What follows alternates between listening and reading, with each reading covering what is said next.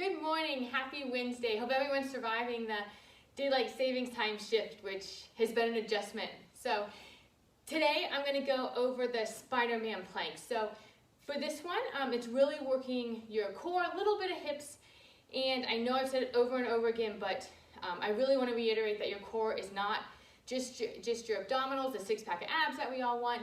It's anything that attaches to your spine. So bringing in your pecs, your lats, all the muscles of your back, of course your abdominals, and then even your glutes and lateral muscles of your hip. Just trying to provide a good, stable base of support for your arms and legs to move around throughout the day or during your sport.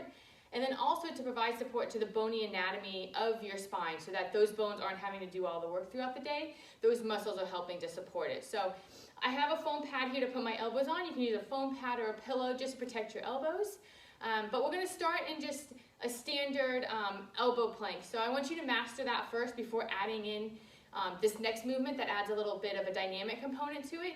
Because if you can't maintain just the plank, then you're not going to be able to successfully do this exercise without having to modify the form and potentially putting your back in a bad position. So I want you to start with just an elbow plank here, okay? Making sure there's a good straight line from your elbows to your hips and down to your ankles. You're not getting your hips coming way down. Your hips aren't way up. And if you can't do this, a modification would be to start on your knees and then progress to doing a plank up on your feet. Okay, so once you've mastered this, I want you to jump out and jump in. Try to keep your hips as still as possible. There's going to be some movement with that jumping motion, but trying to keep them as still as possible to not let them come up, okay, or even that you're way down here. This is what I don't want to see. That's really hard on your lower back, okay? So good straight line from your shoulders to your hips, jumping out, jumping back in, okay?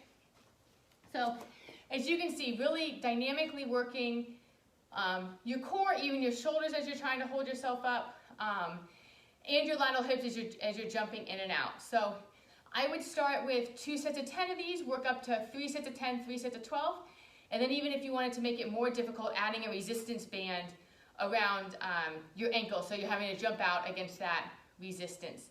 And then also speeding it up would add more of a plyometric component to it. So let me know what you think.